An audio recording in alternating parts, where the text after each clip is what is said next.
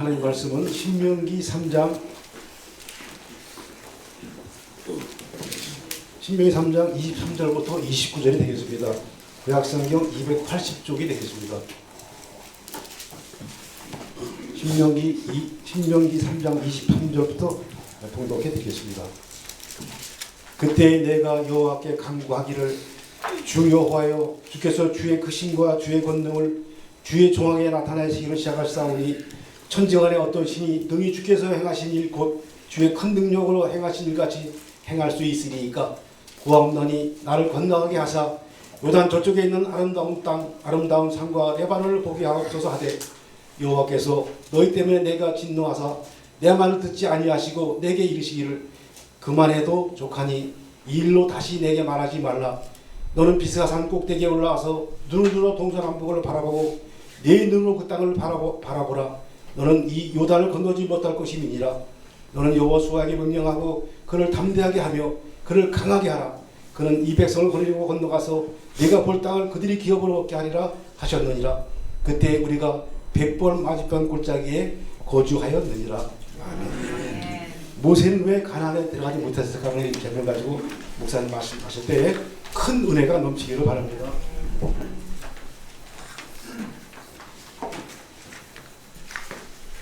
출애굽한 이스라엘 백성들이 광야에서 40년 생활을 했죠. 그리고 가나안 땅에 이제 들어갔는데 출애굽 1세대만 들어갔습니다. 그 1세대 가운데서는 여호수아, 갈렙만이 가나안 땅에 들어갔죠. 그래서 이 부분을 가지고 지난주에 설교를 했는데요. 광야에서 죽은 사람들은 구원받지 못한 사람들의 이야기가 아니고 그것은 징계로 봐야 된다 하는 말씀을 지난주에 드렸습니다. 지난주에 이제 이 문제를 모세의 구원과 연계해서 설명을 드렸어요. 이 가나안에 들어가지 못한 것을 이 구원 탈락으로 보면은 그럼 모세도 가나안 땅에 들어가지 못했으니까 구원 탈락으로 볼 수밖에 없다는 것을 말씀드렸죠. 모세도 가나안 땅에 들어가지 못했으니까 그것은 별도의 문제가 아니고 역시 이스라엘 백성이 가나안에 못 들어가는 것이 구원받지 못하는 것으로 본다면은 모세도 그와 같이 봐야 된다 이런 말씀을 드렸습니다. 그런데 이제 모세는 구원받은 사람이라 그랬죠. 모세는 당연히 구원받았습니다. 이 때문에 광야에서 죽은 사람들은 구원 탈락이 아니고 징계로 봐야 된다라고 하는 이런 관점에서 지난주에 설교를 했습니다. 그러면 여기서 이제 또 하나의 궁금증이 생길 수 있습니다. 그것은 그럼 모세도 징계받은 것인가? 모세가 가나안 땅에 들어가지 못하는 것도 징계받아서 못 들어가는 것인가? 이런 이제 질문이 나올 수 있죠. 광야의 죽음이 징계라 그러면은 모세 또한 징계받은 사람이 아닌가? 그런 관점으로 보면은 그렇게 해석이 되잖아요. 그러면 모세도 징계받아서 가나안에 들어가지 못했다 그러면 가나안에 들어가지 못할 만큼 어떤 그 죄가 그렇게 심각하게 있었을까? 심각한 죄가 있어서 모세에게 그런 징계가 있었을까? 또 이런 생각을 하게 되죠. 그런데 이제 모세도 징계를 받았다. 그래서 가나안에 들어가지 못했다라고 해석을 하는 사람들이 상당히 많이 있어요. 그런 경향이 많습니다. 그렇게 해석하는 이유를 민수기 20장 12절을 근거로 들거든요. 민수기 이제 20장도 사실은 다 읽어보면 좋겠는데 시간 관계상 그 20장 12절을 먼저 제가 읽어보겠습니다. 여호와께서 모세와 아론에게 이르시되 너희가 나를 믿지 아니하고 이스라엘 자손의 목전에서 내 거룩함을 나타내지 아니한 고로 너희는 이 회중을 내가 그들에게 준 땅으로 인도하여 드리지 못하리라 하시니라. 이 말씀인데요. 모세와 아론은 이스라엘을 가나안으로 데리고 갈 수 없다. 지금 그 말씀이 나와요. 하나님을 믿지 않아서 회중 앞에서 하나님의 거룩함을 나타내지 아니했다. 이렇게 말씀하고 있어요. 그래서 모세가 회중을 이끌고 가나안에 들어갈 수 없는 그 징계를 받았다라고 이 부분을 이렇게 해석하는 경우가 있단 말이에요. 그렇게 많이 보는 거예요. 그럼 이 내용은 어떤 상황에서 주신 말씀일까요? 이스라엘이 그 신광야 가데스라는 곳에 머무를 때에 이 모세와 아론에게 주신 말씀이거든요. 여기서도 이제 회중이 원망하고 불평을 해요. 물이 없다고. 왜 물이 없느냐 이러면서 모세에게 그냥 이렇게 뭐 투덜거리는 정도가 아니고 막 덤벼들면서 따지고 항의를 합니다. 어찌해서 이 광야로 우리를 이끌고 와서 우리와 우리 짐승을 다 죽게 만드느냐. 차라리 그동안에 죽었던 형제들과 같이 우리도 그때 죽었으면 좋았을 거를 왜 여기까지 끌고 와서 이 고생시키느냐 막 이런 얘기거든요. 이제는 이제 가나안이 저 멀리 보이는 곳이에요. 가까이 왔거든요. 그런데도 이런 얘기를 합니다. 그래서 이 광야에는 파종할 곳도 없고, 그 다음에 여기에는 무화과도 없고, 포도도 없고, 석류나무도 없고, 막 이러면서 막 불평을 늘어놓고, 마실 물이 없다. 마실 물이 없다면서 이 책임이 마치 모세에게 있다는 듯이 그렇게 불평하면서 모세에게 막 추궁을 하는 걸 볼 수가 있습니다. 그러자 모세가 이 회중을 떠나서 회막문 앞에 엎드렸다고 해요. 그거는 하나님 앞에 엎드렸다는 얘기가 되는데요. 이때 이제 하나님이 나타나셔서 모세에게 이렇게 말씀을 하셨어요. 그게 민수기 20장 8절이거든요. 거기에 보면 이렇게 나와 있어요. 지팡이를 가지고 네 형 아론과 함께 회중을 모으고 그들의 목전에서 너희는 반석에게 명령하여 물을 내게라 하라. 내가 그 반석이 물을 내게 하여 회중과 그들의 짐승에게 마시게 할지니라. 이렇게 말씀을 합니다. 모세가 이 하나님의 명령대로 하나님 앞에서 지팡이를 잡았습니다. 그리고 회중을 그 반석 앞에 다 이렇게 모았어요. 그리고 모세가 이렇게 말합니다. 민수기 20장 10절인데요. 거기 이런 얘기를 해요. 모세가 반역한 너희여 들으라. 우리가 너희를 위하여 이 반석에서 물을 내랴. 이렇게 말을 해요.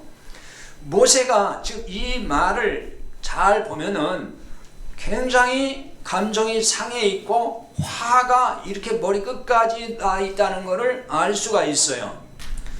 특별히 여기 이스라엘 백성 그 회중을 향해서 뭐라고 얘기하냐면 반역자들이라 그러거든요. 그 정도로 지금 모세가 마음이 상해 있고 굉장히 화가 이렇게 났다는 얘기잖아요. 반역자 너희들에게 내가 이 반석에서 물을 내어주는 것이 이게 가당키나 한 것이냐, 이런 뜻으로 사실 얘기를 한 거예요. 모세는 손에 든 지팡이로 반석을 2번이나 쳤다. 이렇게 나옵니다. 민수기 20장 11절에 보면 반석을 2번 치니 그래요. 반석을 2번 쳤다 그랬는데, 여기 2번이라는 말은 이제 번역을 이렇게 했지만 사실은 1번, 2번 그런 뜻은 아니고요. 이거는 때렸다는 뜻이에요. 때렸다. 근데 거기 치다 하는 것도 이 단어가 서로 다른데, 이 여기 치다 시브리 이 말은 이것도 역시 때렸다는 뜻이에요. 때린다. 근데 여기에는 죽인다는 뜻이 같이 있어요. 2번 쳤다는 말은 그냥 그대로 원문대로 보면은 때리고 때렸다는 얘기가 되는 거죠. 그 반석을 그렇게 때렸다. 근데 이게 좋은 마음에서 때렸다는 게 아니에요. 반석을. 지금 모세의 마음이 상할 대로 상했잖아요. 좋은 마음에서 반석을 칠 수가 없는 거죠. 어떤 마음이냐면은 이 원문의 뜻을 통해서 보면은 이 친다는 말이 죽인다는 뜻이 있다고 그랬잖아요. 그러니까 그런 마음인 거예요. 이 백성들이 막 미워지는 거예요. 막 죽이고 싶은 생각이 들 정도로 막 흥분이 된 거예요. 지금 화가 난 거죠. 왜냐하면 모세가 한두 번 겪은 게 아니에요. 이런 일이. 걸핏하 또 원망, 걸핏하면 또 달려들고 따지고 그냥 이러니까 지금 모세도 화가 있게 나가지고 막 정말 죽이고 싶을 정도로 화가 난 거예요. 그러니까 반석을 탕탕 쳤지만은 그 반석을 친 게 아니에요. 사실은 지금 누구를 친 거예요? 이스라엘 백성을 친 거예요. 마음으로는. 그러지 않겠어요? 여러분도 왜 누군가에 시달리고 막 힘들고 그런데 가다가 막 깡통 있으면 발로 확 차버리잖아요. 누구 찬 거예요? 자기 힘들게 한 사람 차는 거잖아요. 그게. 예? 집에서 아내들이 예? 성진을 바가지 팍 내리치는 거는 남편 때문에 성질 났을 때 바가지 팍 내리치면 누구 내리치는 거예요? 그 남편 내리치는 거예요. 그거. 그 지금 모세가 지금 이런 식이 돼버린 거예요. 이해가 되잖아요. 사실 이거 얼마나 화가 나는 일이냐고요. 이게 한두 번도 아니고. 그런데 여기 이제 그 민수기 20장 11절에 이제 반석을 쳤다 할 때 이 반석은 히브리 말에 셀라라는 말을 쓰고 있어요.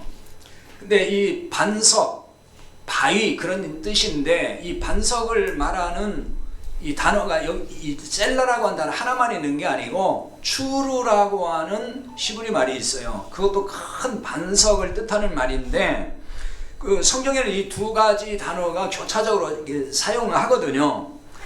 그런데 이제 추루라고 하는 이 단어는 이거는 거대한 반석을 말할 때 많이 사용하기도 하는데 여기 민수기 20장 11절에 셀라라고 하는 이 바위로 번역한 이 셀라는 그냥 일반적으로 바위를 말하기도 하지만은 이것은 어떤 때 또 쓰는 거냐면은 바위가 갈라졌다, 틈이 벌어졌다. 그래서 바위 틈 이렇게 말할 때 쓰는 단어가 셀라예요. 그래서 여기 이 부분과 이제 비교해서 볼 수 있는 말씀이 뭐냐면은 지금 민수기에 나오는 이 바위에서 반석에서 물이 나게 한 이 기사는 비슷한 것이 거의 똑같은 것이 거의 40년 전에 있었어요. 그게 이제 출애굽기 17장 6절에 나오는 건데 이때 이스라엘이 이제 신광야를 떠나서 르비딤에 장막을 쳤을 때 있었습니다. 그때도 이제 물이 없었어요. 그러니까 뭐가 부족하고 힘들면은 계속 원망불평이거든요. 이때도 모세에게 백성들이 막 정말 죽일 듯이 달려들었어요. 그때 이제 하나님께서 모세에게 호렙산에 반석을 치라고 하셨어요. 그때 여기서 반석이 뭐냐면 그러니까 출애굽기 17장 6절에 반석을 치라고 할 때 그 반석이 바로 추루예요. 셀라가 아니에요. 여기서는 추루라는 이 단어를 사용하고 있습니다. 근데 여기 민수기 20장 11절에는 하나님이 반석을 치라고 하지 않고 명령하라고 이렇게 나와 있어요. 그래서 이제 이 부분에 대한 해석이 분분해요. 해석자에 따라서 분분한데, 그러니까 왜 여기서는 치라고 하지 않고 하나님이 그냥 명령하라고 하셨느냐, 이걸 이렇게 이제 설명하는 경우가 있어요. 그 셀라, 이거는 갈라졌다 그랬잖아요. 근데 이제 출애굽기에 나오는 그 반석은 추루, 이건 갈라졌다는 뜻이 없고 그냥 큰 바위니까 그건 갈라야 되니까 물이 나오려면은, 그래서 그건 치라고 했다. 쳐서 갈라야 되니까. 그러나 여기 지금 민수기에 나오는 이 반석은 셀라, 갈라진 반석이니까 그냥 명령하면은 물이 나오게 돼 있다. 그래서 명령하라고 했다. 뭐 이런 해석들이 있는데, 아무튼 뭐 여러 해석들이 있어요. 그리고 그 외에도 뭐 여러 다양한 해석들이 있는데 그걸 다 설명하지 않겠어요. 중요한 것은 여기 하나님이 반석에게 명령하여 물을 내게 하라, 이렇게 말씀을 했다는 거예요. 아무튼 치라고 하지는 않았어요. 명령하라. 근데 이 명령하라 그랬지만은 이 번역이 이렇게 됐지만 이 명령이라고 하는 이 단어는 우리가 생각하는 그런 명령이 아니고 히브리어의 다바르라는 이 동사인데, 이거는 그냥 말한다 그 말이에요. 상대를 놓고 대화하듯이 말하는 거, 그걸 말하는 거예요. 그러니까 바위 틈에서 물아 나와라 뭐 이게 소리 지르면서 명령했다는 얘기가 아니고, 그런 뜻이 아니라 물이 나오게 하라, 그렇게 말을 하라는 거예요. 물아 나와라 이렇게 그냥 얘기해도 된다는 거예요. 조용하게. 그럼 물이 나온다는 얘기잖아요. 근데 모세는 지금 극도로 이렇게 흥분이 돼 있단 말이에요. 그러니까 물이 나오라 뭐 이렇게 물아 나와라 뭐 그런 말한 게 아니고 그냥 지팡이로 후려쳐버린 거예요. 그냥 친 게 아니에요. 이를 두고 하나님은 모세와 아론에게 이렇게 말씀을 하셔요. 민수기 20장 12절인데요. 거기 뭐 이렇게 나옵니다. 너희가 나를 믿지 아니하므로 이스라엘 자손의 목전에서 내 거룩함을 나타내지 아니한 거로 이 회중을 내가 그들에게 준 땅으로 인도하여 드리지 못하리라. 자, 이 말씀을 오늘 잘 이해를 해야 됩니다. 그래 오늘 말씀이 풀려요. 나를 믿지 아니함으로, 이 말은 하나님을 믿지 아니했단 말이에요. 그냥 그대로 보면은. 그럼 모세가 하나님을 믿지 아니했다 하는 말은 어떤 뜻일까요? 반석에게 물을 내게 하라는 말씀을 믿지 못해서 지팡이로 2번 쳤다 뭐 그런 뜻일까요? 하나님의 말씀을 믿지 아니했다고 하지 않고 하나님을 믿지 아니했다 이렇게 나와 있어요. 하나님의 말씀을 믿지 아니했다는 게 아니고 하나님을 믿지 아니했다, 지금 이 얘기거든요. 근데 이게 잘못하면은 하나님의 존재를 부정했다는 뜻으로 읽혀요. 이렇게 또 얘기를 하면은. 모세가 하나님 존재를 부정했을까요? 모세는 그런 사람 아니죠. 하나님의 존재를 부정했다는 게 아니라 은혜의 하나님, 하나님의 은혜로우심에 대해서 모세가 지지하지 않고 있다는 거예요. 거기에 동의하지 않고 있다는 얘기예요. 이 말은 여기 믿다 하는 말, 믿지 아니함으로 이렇게 나왔잖아요. 여기 믿다 하는 얘기를 이제 히브리 말 아만이라 그럽니다. 여기서 신약에 아멘이라는 말이 나왔어요. 자, 이 아만, 이 말은 신뢰를 보내는 거, 또는 지지를 보내고 동의를 하고 뭐 그런 뜻이 있는 거예요. 그리고 우리가 아멘 할 때 그거잖아요. 내가 동의합니다. 내가 그렇게 지지하고 믿습니다. 뭐 그런 뜻이잖아요.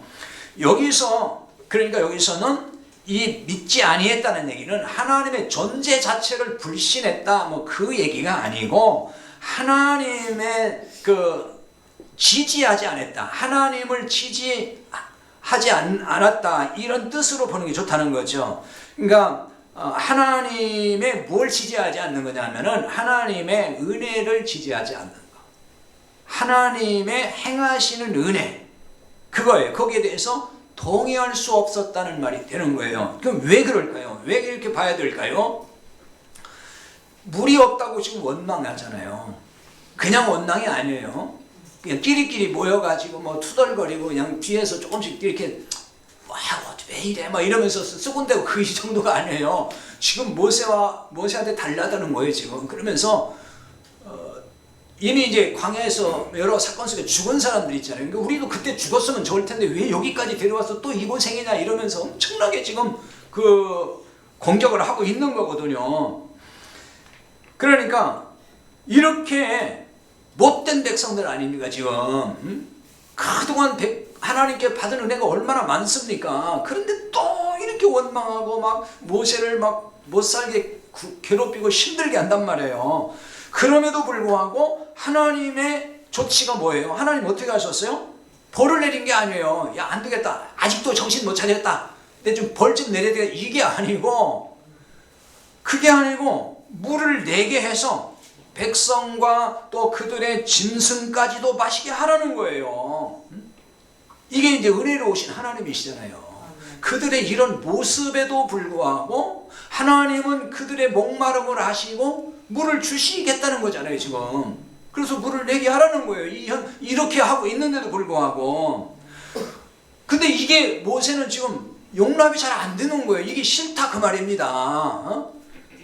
엄청 지금 자기를 속썩이고 있잖아요. 너무너무 힘들게 하는 거예요. 하나님, 저런 사람들에게 저렇게 순순히 물을 주면 되겠습니까? 지금 마음으로 그런 거란 말이에요. 저렇게 그 못된 사람들, 강팍한 사람들 좀 어떻게 좀 벌이라도 주고 이제 홍군이라도 내놓고 나서 물을 줘도 주시지 그냥 물을 주시려고 하는 겁니까? 이런 마음이 여러분 같으면 없겠습니까? 한두 번 괴롭힌 것도 아니고 그냥 계속 그냥 무슨 일만 있으면 힘들게 하고 고통스럽게 하는데, 근데 하나님은 그런 것처럼 묻지도 않고, 그래 그냥 물 줘라, 내가 물 나와라, 그럼 물 나올 테니까 물 막을 수 있도록, 충분히 물 나올 수 있도록 해줄게, 지금 이거거든요. 거기에 지금 모세가 뭐하고 뭐가 안 되는 거예요? 동의가 지금 잘 안 되는 거예요. 동의가. 그게 믿지 아니했다, 그 말이란 말입니다. 그 뜻이 그렇다는 얘기예요. 그래서 모세는 그 백성들에게 지금 뭐라고 하냐면, 들으라 하면서 소리를 지르는 거예요. 우리가 너희를 위해서 이 반석에서 물을 내랴. 주고 싶어서 하는 얘기 아니잖아요. 모세는 주고 싶은 마음이 없는 거예요. 지금 물을 안 나왔으면 좋은 거예요. 지금 좋겠는 거예요. 이것을 두고서 하나님의 거룩함을 나타내지 아니했다, 지금 이렇게 말씀을 하는 건데요. 그럼 또 이게 무슨 뜻일까 하는 거예요. 이게 무슨 뜻일까? 백성들은 모세의 언사와 행동을 보면서 지금 뭘로 인식을 할 거예요? 그거를 하나님의 행하심으로 인식한다는 거예요. 왜냐하면 모세는 하나님의 대리자잖아요. 하나님의 뜻을 수행하는 사람이잖아요. 그러니까 모세를 보면서 하나님을 보는 것이 이스라엘 백성들이에요. 그러니까 모세에게 대적하는 건 하나님을 대적하는 거예요. 모세가 하나님 대리자잖아요. 그러니까 모세의 분노를 하나님의 분노로 느낄 수 있다는 거죠, 백성들이. 그래서 모세는 하나님의 대리자로 그 언행을 통해서 하나님의 거룩함을 나타내야 된다는 거예요. 모세가 그런 위치에 있는 거예요. 하나님의 은혜로우심을 나타내야 되는 거예요. 그러나 모세는 감정이 격해져서 해서 안 될 말을 했다는 거죠. 그래서 그 부분을 시편 106편 33절에 가서 보면은 거기에 이런 배경 속에서 나온 말씀이 있거든요. 거기에 이렇게 나와 있어요. 모세가 그의 입술로 망령되이 말하였음이니라, 이런 말씀이 나와 있어요. 모세가 망령되이 말을 했다는 거예요. 망령되이 말했다 하는 말은 경솔하게 말했다, 그런 뜻입니다. 경솔했다는 뜻이에요. 그러니까 모세가 백성들에게 한 말은, 그의 행동은 경솔했다는 얘기죠. 모세의 경솔한 처사에도 하나님이 어떻게 했어요? 물이 솟아나게 했습니다. 그래서 이 백성들과 짐승이 다 먹을 수 있게 하셨다는 거죠. 그러니까 백성들의 원망도 심각했지만은 모세의 경솔함도 가볍지는 않죠, 사실. 그게 뭐 잘했다는 얘기는 아니죠. 그렇다고 해서 하나님이 괘씸하게 여겨가지고 모세가 땅땅 쳤을 때 모세를 좀 창피 주려면 어떻게 하면 돼요? 물이 안 나오게 하면 되잖아요.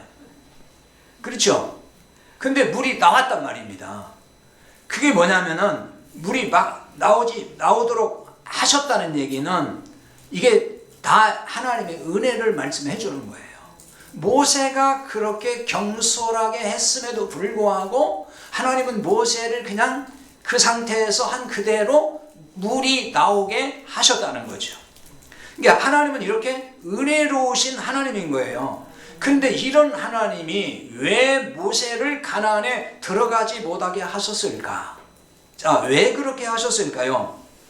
백성의 거친 원망으로 인해 나왔던 이 경솔함이 그렇게 가나안에 못 들어갈 정도로 심각한 문제가 된다는 것일까요?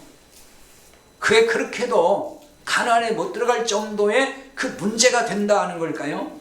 그래서 가나안에 들어갈 수 없는 징계를 받은 사람이 모세라고 봐야 될까요? 그렇다면은 하나님은 은혜로우신 하나님이라고 하기가 어려워요. 자, 이 부분을 이제 보충적으로 이해하기 좋은 말씀들이 있습니다. 출애굽기 33장 11절에 보면은 이런 말씀이 있어요. 사람이 자기의 친구와 이야기함 같이 여호와께서는 모세와 대면하여 말씀하시며, 하나님이 모세와 대면하여 말씀하는데 친구에게 이야기하듯이 그 정도로 지금 모세와 하나님과는 친밀했다는 거예요. 친밀한 교제 가운데 있었다는 얘기입니다. 비슷한 말씀이 민수기 12장 7절 8절에도 있습니다. 거기는 이렇게 나와 있어요. 내 종 모세는 그렇지 아니하니 그는 내 온 집에 충성함이라. 그와는 내가 대면하여 명백히 말하고 은밀한 말로 하지 아니하며 그는 여호와의 형상을 보거늘 너희가 어찌하여 내 종 모세 비방하기를 두려워하지 아니하느냐. 모세를 비방하는 아론과 미리암 백성들 향해서 하나님이 모세를 굉장히 두둔하고 모세에게 신뢰를 보내는 말씀이에요. 이게 모세는 온 집에 내 온 집에 충성한다. 충성한다는 거예요. 이 충성한다는 얘기가 아까 그 아만이라고 했죠. 그 지지한다, 믿지 않는다 할 때 그 단어와 똑같은 단어입니다.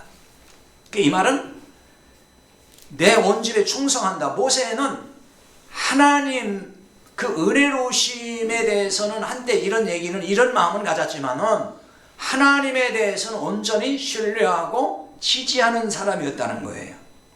그래서 하나님이 내가 대면하여 명백히 말하고 은밀한 말로 하지 아니했다. 다른 선지자들에게는 하나님이 은밀하게 계시하고 말씀을 주세요. 근데 모세만큼은 대면해서 내가 말했다. 이 정도로 모세에게 지금 하나님이 신뢰를 보내고 있단 말입니다. 히브리서 3장 5절에 보면은 또한 모세는 장래에 말할 것을 증언하기 위하여 하나님의 온 집에서 종으로 신실하였고 이렇게 나와요. 여기 똑같은 얘기죠. 하나님의 온 집에서 모세는 하나님의 종으로서 신실했다. 이 신실했다는 단어가 그 충성함이니 아만이라고 하는 그 단어를 헬라말로 번역한 거예요. 그 뜻으로 보면 같은 뜻이 되는 거죠. 충성한다, 신실하다, 믿음이 있다 그런 얘기가 되는 겁니다. 그러니까 모세는 하나님께 인정받은 그렇게 신실한 종이었다는 거예요.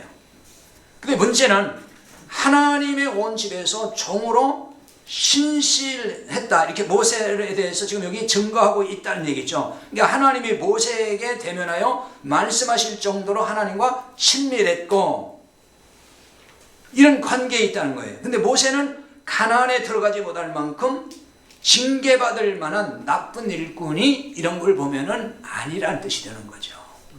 모세가 이런 사람인데 하나님께서 이렇게 가나안에 들어가지 못할 만큼 나쁜 어떤 행실 때문에 그걸 징계했겠느냐는 거예요. 따라서 모세가 가나안에 들어갈 수 없다는 말씀을 다른 시각으로 볼 필요가 있다는 거죠. 무슨 징계받아서 못 들어갔다 이게 아니고 다른 시각으로 봐야 된다는 거예요. 그게 바로 이 회중을 내가 그들에게 준 땅으로 인도하여 드리지 못하리라. 바로 이 말씀이에요. 이 말씀을 잘 해석을 해야 되는 거죠. 그러니까 이 말씀을 모세가 받은 징계로 볼 수 없다는 거예요. 이렇게 보는 시각도 있어요. 이런 모세가 이제 가나안 땅에 들어가지 못한 것을 이렇게 설명하는 사람들도 꽤 많아요. 그게 뭐냐면은 자, 모세는 율법의 대표잖아요. 그래서 율법 그런 모세를 떠올리기도 하고, 그러니까 모세는 율법의 대표이기 때문에 그래서 가나안에 못 들어간 것이다. 왜? 율법으로는 하나님 나라에 못 들어가니까. 이런 논리로 설명하는 경우가 있어요. 지난주에 말씀드렸지만은 가나안이라고 하는 것을 딱 떼놓고만 얘기하면은 이러한 해석이 굉장히 받아들이기가 참 편해요. 그 맞는 얘기잖아요. 하나님 나라는 율법으로 못 가니까. 그런데 말씀드린 대로 이제 가나안을 이렇게 천국의 모형으로 설정하면 이런 해석이 가능하고 받아들이기가 좀 쉬운데 가나안을 딱 떼어서 그렇게 놓고 설명하기에는 무리가 있다고 그랬잖아요. 왜냐하면 가나안에 지금 들어가는 것은 출애굽부터 시작을 해야 된단 말이에요. 출애굽이 구원이에요. 그럼 가나안도 들어가고 보더니 그게 구원의 문제라면은 구원이 또 나오는 거잖아요. 두 번 연속해서 출애굽도 구원, 그럼 가나안도 구원. 그럼 어떻게 설명을 하냐고 이게 서로 뭐가 이렇게 연결이 안 되잖아요. 일관성 없단 말입니다. 그러니까 가나안을 그렇게 천국의 모형으로 자꾸 해석을 하면은 출애굽의 구원 사건에 대한 연결이 잘 안 되기 때문에 문제가 되는 것이고, 그 다음에 그러면 모세도 천국 못 들어가는 것이 되기 때문에 이런 해석은 무리가 있다는 것을 지난주에 말씀을 드렸어요. 자, 여기서 이런 생각을 좀 우리가 해봐야 됩니다. 모세가 이제 왜 그러면은 가나안에 하나님이 들어가지 않도록 허락하지 않았을까 하는 부분을 이제 잘 이해를 해야 되는데요. 모세가 출애굽부터 광야 40년 세월 동안 얼마나 많은 스트레스를 받았을까요? 보통 힘든 게 아니잖아요. 뻑하면 모세에게 달려들어요. 원망하고 모세한테 다 책임을 다 집어 씌우면서 힘들겠단 말입니다. 백성의 모든 원망, 불평을 40년 동안 다 짊어지고 살았어요. 심지어 백성들이 막 돌로 치려고 했어요. 그 죽을 위기도 있는 거예요. 그 말이 40년이지 백성들의 원망을 짊어지고 산 그 세월의 중압감, 이건 우리가 상상을 초월한 일들이에요.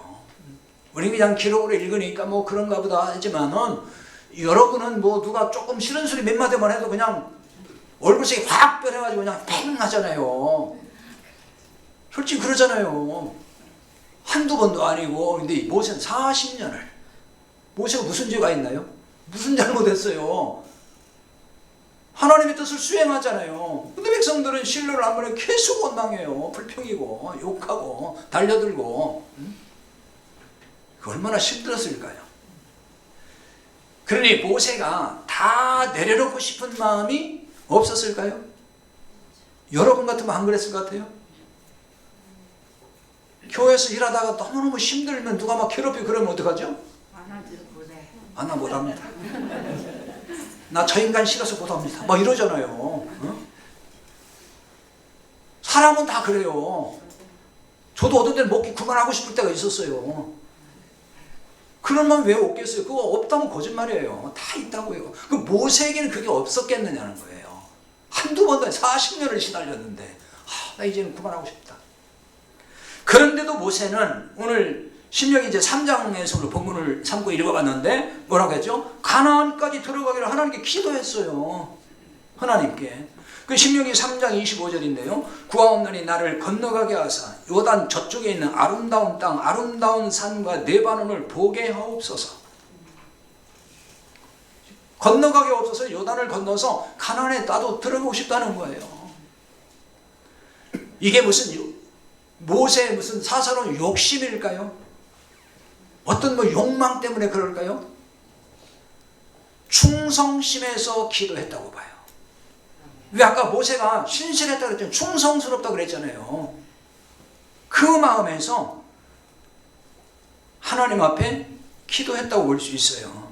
그런데 하나님이 어떻게 응답을 하셨죠? 신명기 3장 26절 이렇게 말씀해요. 여호와께서 너희 때문에 내게 진노하사 내 말을 듣지 아니하시고 내게 이르기를 그만해도 족하니 이 일로 다시 내게 말하지 말라. 이렇게 말씀해요. 여호와께서 너희 때문에 내게 진노하사 내 말을 듣지 아니하시고, 이건 이제 모세가 하는 말이에요. 백성들에게. 하나님이 하신 말씀이 뭐냐면 내게 이르기를, 즉 하나님이 모세에게 이르기를 그만해도 족하니 이 일로 다시 내게 말하지 말아라. 이 기도, 이제 이런 기도 하지 말라 그 얘기거든요. 하나님이 모세에게 그만해도 족하니 이 일로 다시 내게 말하지 말아라. 이게 하나님의 응답입니다. 그만해도 족하다. 자, 이거 히브리 말로 라브라 그러는데요. 이걸 직역하면은 너에게 많다, 그런 뜻이에요. 너에게 많다. 그래서 이게 원래 크다 혹은 많다, 무겁다라는 뜻을 가진 라바브라고 하는 동사에 나온 말입니다. 표준 세번역으로 보면은 거기에 이것으로 내게 족하니 이렇게 번역했어요. 공동 번역은 또 거기도 비슷한데 너는 이 이상 더 바랄 게 없다. 킹제임스 한글 버전도 보면은 그만하면 내게 충분하니 그랬어요. 그게 여기서 내게 그만해도 족하다, 그런 얘기가 되는 거죠. 근데 이 말은 고린도서 12장 9절에 보면은 하나님이 바울에게 내 은혜가 내게 족하도다 이 말씀이 있거든요. 그런 말씀을 해요. 사도 바울이 육체의 가시, 질병이 있어서 하나님 앞에 3번 간구했다 그래요. 그때 하나님이 어떤 음성을 주셨냐면은 내 은혜가 내게 족하다. 바울을 안 낚여준 거예요. 병이 있었는데 안 고쳐줬어요. 내 은혜가 내게 족해. 이거였습니다. 응답이. 그러니까 이게 이런 의미와 같은 맥락인 거예요. 그러니까 내게 족하다, 그만하도 족하니, 이 말은 모세에게 그동안 넘치는 은혜를 주셨기 때문에 이제 현재로도 충분하다, 그런 뜻이 되는 겁니다.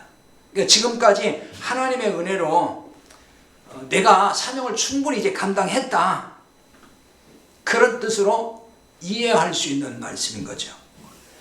이렇게 응답하신 이유가 뭐라고 했죠? 이 부분을 잘 이해를 해야 됩니다. 모세가 뭐라고 지금 백성들 말했냐면, 너희 때문에 내게 진노하사 내 말을 듣지 아니하시고, 그러니까 너희 때문에, 백성들 너희들 때문에 하나님이 내게 진노해서 내 말을, 내 기도를 하나님이 듣지 아니하셨다, 지금 이렇게 지금 나와 있죠. 근데 이 부분을 잘 이해를 해야 돼요. 그냥 이대로 번역 그대로만 이해하면은 여기서도 오해가 되는 거예요. 여기 진노하다 하는 말은 아바르라는 히브리 말인데요, 이거는 지나간다 혹은 통과한다, 그런 뜻이에요. 건너간다. 근데 여기에 이제 성낸다, 그런 뜻이 있습니다. 성낸다. 그래서 여기 26절에 진노하다, 이거는 원래 성내다고 하는 그 뜻으로 여기 이제 번역을 해놓은 거예요. 성낸다. 그래서 진노하다, 이렇게 번역을 한 건데요. 근데 여기 진노하다, 아바르라는 이 기본형이 바로 뭐냐면 지나간다는 말이에요. 통과한다. 이게 원래 기본적인 뜻이에요. 그래서 앞에 25절에 나를 건너가게 하사, 이게 요단을 건너가게 할 때 그 건너다는 것도 역시 아바르, 같은 동사입니다. 그 강을 건너 통과해서 가게, 이런 뜻입니다. 그 이스라엘 백성 때문에 모세에게 진노하셨다 하는 것을 어떻게 봐야 할까? 이 부분을 잘 이해해야 된다 그랬죠? 그럼 잘못은 이스라엘 백성이 했잖아요. 그런데 왜 모세에게 진노하신다 이렇게 했을까요? 이제 번역이 이렇게 되기 때문에 진노하셨다고 이제 읽히니까 지금 이게 조금 연결이 매끄럽지 않잖아요. 잘못은 이스라엘 백성이 했어요. 근데 번역을 모세에게 진노했다 그러니까, 아니 백성이 잘못했는데 왜 모세에게 하나님 진노했지? 그러니까 이걸 번역대로만 보면은 사람들이 어떻게 해석을 하냐면은, 모세는 지도자니까 백성을 대표해서 하나님이 진노했다, 또 이렇게 해석을 하는데, 그건 잘못하는 거죠. 그리고 수없는 잘못했을 때 모세 한 사람만 죽게 하면 됐지 뭐, 그렇지 않나요? 대표로 진노를 받아야 될 사람이라면은 다른 백성들 다 살리고 모세 한 사람만 광야에 죽으면 되잖아요. 대표성이라면은. 근데 백성들 다 죽었잖아요. 그렇게 보면은 안 맞는 거예요. 자, 그럼 어떻게 봐야 될까요? 자, 이런 관점에서 생각을 한번 해봐야 됩니다. 모세가 이 백성들을 데리고 가나안 정복 전쟁까지 하려면은 얼마나 힘들까요? 40년 동안도 힘들었는데, 이들을 데리고 가나안에 들어가면 가나안 정복 전쟁을 해야 되잖아요. 그거 얼마나 큰 짐이냐고요. 얼마나 큰 힘든 일이고, 40년 동안 힘든 세월을 보냈어요.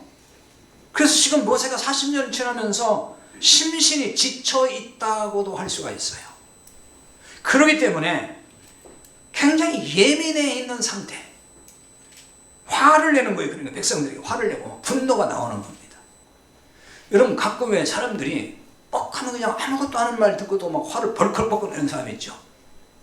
여러 가지 이유가 있지만요, 상처가 많은 사람들이 그렇고요, 너무 피곤해 지쳐가지고, 심신이 지쳐가지고 예민해 있는 사람들은요, 화를 잘 냅니다. 그래서 다른 사람이 상처도 잘 줘요. 어쩌면 모세가 지금 그런 상태에 빠져 있는지도 몰라요. 이제 거의 광야생활 거의 끝났어요. 너무 지쳐 있는 거예요.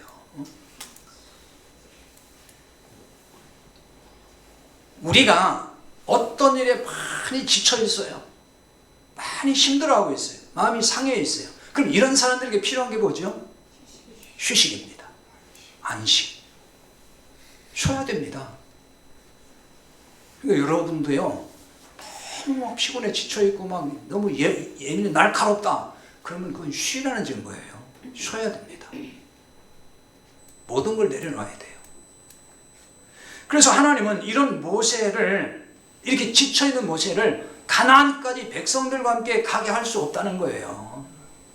그러니까 너희 때문에 내게 진노하사 이걸 이런 뜻으로 봐야 되는 거예요. 이거를 백성을 대표해서 모세가 진노받았다 이렇게 보면은, 그러면 백성들이 광야에 다 죽으면 안 되는 거란 말이에요. 모세 한 사람 그냥 다 진노로 죽고 나머지는 가나안에 가야죠. 그러니까 이거는 번역을 그렇게 해놔서 그래요. 그러니까 여기 이런 점에서 여기 진노, 아까 진노라는 말이 아바르라고 했잖아요. 이게 뭐라고 했죠? 기본 뜻대로 보면 이게 지나가다, 통과하다는 뜻이라고 했잖아요. 이게. 근데 번역을 진노라고 번역을 하는 거예요. 모세가 백성들로 인해서 더 고통을 받지 않도록 하나님이 지금 고통을 지나가게 하신다는 거예요. 모세가 더 고통받지 않게. 그래서 모세의 요청을 들어주지 않은 것으로 봐야 된다는 거죠. 이것은 모세에게 주신 하나님의 배려요, 하나님의 은혜가 아닐 수가 없어요. 모세에게 지도자의 무거운 짐을 내려놓게 하시고 안식을 주셨기 때문입니다. 하나님의 품 안에서 영원한 안식을 누리게 되었으니 얼마나 큰 은혜입니까? 모세의 역할과 사명은 이제 출애굽의 광야 40년의 여정까지였다는 거예요. 이것은 하나님 모세에게 주신 시간표이기도 합니다. 그러니까 우리에게도 하나님이 주신 인생 시간표가 다 있어요. 다 그 때가 있습니다. 모세가 건강이 나빠서 하나님이 이렇게 하신 게 아니에요. 신명기 34장 7절에 보면은 모세가 죽을 때 나이 120세였으나 그의 눈이 흐리지 아니하였고 기력이 쇠하지 아니하였더라, 이렇게 나와 있습니다. 모세가 심적으로는 굉장히 힘들었지만 120세까지 건강 상태가 매우 좋았다 하는 것을 알 수가 있습니다.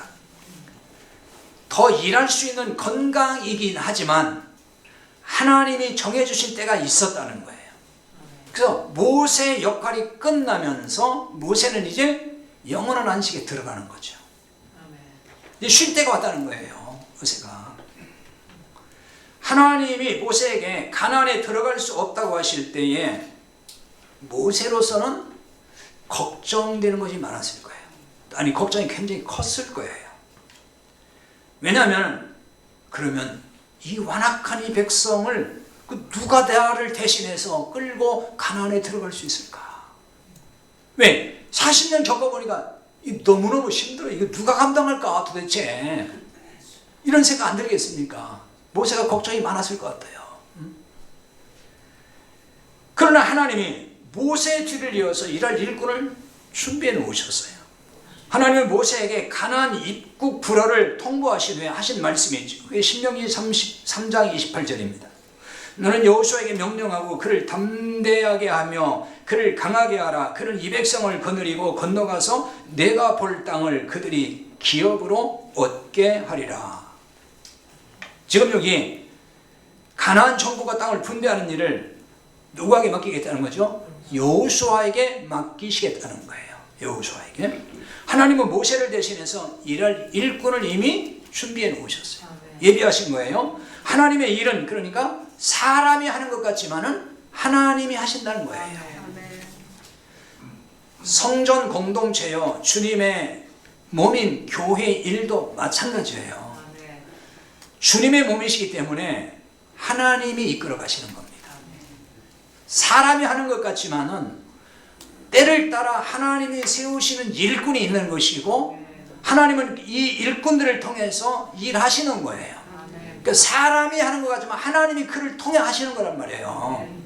그런데 간혹 교회마다 착각하는 일꾼들이 생겨요. 나온다고 착각하는 일꾼들. 뭘 착각하는 거죠? 그러니까 사람 보기에 뭔가 큰 일을 하고 업적이 있으면은 공로의식에 빠지는 일꾼들이 있다는 거죠. 또 사람들이 부추겨요. 그 공로를 자꾸 부추긴단 말이에요. 그 사람 기분 좋게 해주려고. 그래서 사람들에게 박수 받고 싶어하고 영광 받고 싶어하는 거예요, 이 사람들이.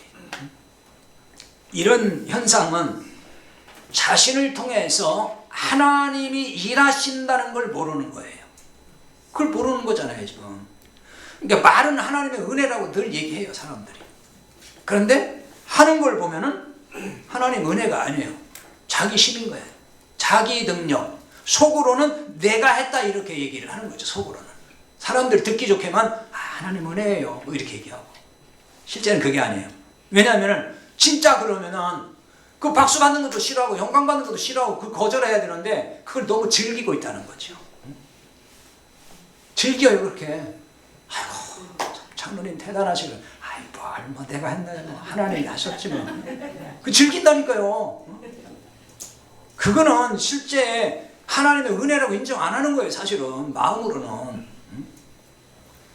하나님은 인간이 아무리 큰 일을 한다고 해도 그 인간이 숭배받거나 또는 영광받는 거, 이거 금하시는 거예요. 하나님이 이거 가장 싫어하십니다. 하나님이 모세가 죽은 후에 모세 무덤을 아무도 모르게 한 것에서 이런 점을 우리는 발견해야 됩니다.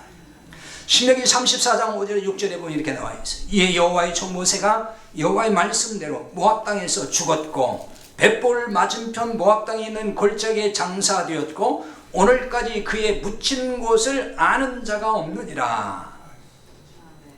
모세가 모압 땅에서 죽었어요. 가나안을 바라만 보고. 근데 묻힌 곳을 아는 자가 없다는 거예요. 무덤을 모른다는 거죠. 자, 이 부분을 좀 참고해서 같이 봐야 될 말씀이 있는데요. 유다서 1장 9절입니다. 거기에 보면 이런 말씀이 있어요. 상당히 신기한 말씀이 있는데, 천사장 미가엘이 모세의 시체에 관하여 마귀와 다투어 변론할 때에 감히 비방하는 판결을 내리지 못하고 다만 말하되 주께서 너를 꾸짖으시기를 원하노라. 이런 말씀이 나와 있습니다. 자, 구체적인 설명은 더 하지 않겠습니다. 시간 때문에. 천사장 미가엘이 모세의 시체에 관하여 마귀와 다투어 변론했다. 이게 지금 중요한 겁니다. 그러니까 이 말씀을 근거로 해서 모세의 시체를 사람이 장례하지 아니했다, 사람이 매장하지 아니했다, 이렇게 이제 주로 해석을 해요. 사람에 의해서 모세를 매장하지, 장례를 사람들이 치르지 아니했다는 거예요. 그러니까 모세의 시체를 놓고 천사장 미가엘과 마귀가 다투었다 이렇게 나오잖아요. 그러니까 하나님은 이 모세의 시체를 마귀에게 맡기지 않고 미가엘 천사장에게 맡겼다는 얘기가 되는 거거든요. 그러므로 그 후로 모세의 무덤을 아는 자가 없다고 했어요. 사람이 안 했으니까 모르는 거죠. 하나님은 그럼 왜 모세의 무덤을 아무도 모르게 하셨을까요? 왜 그랬을까요? 그 이유를 쉽게 유추할 수가 있는데요. 그것은 모세가 사후에 모세를 우상화할 수 있다는 거예요. 그 우리가 굉장히 큰 거예요. 신명기 34장 10절에 보면은 그 후에는 이스라엘에게 모세와 같은 선지자가 일어나지 못하였나니 모세는 여호와께 대면하여 아시던 자요, 이런 말씀이 있어요.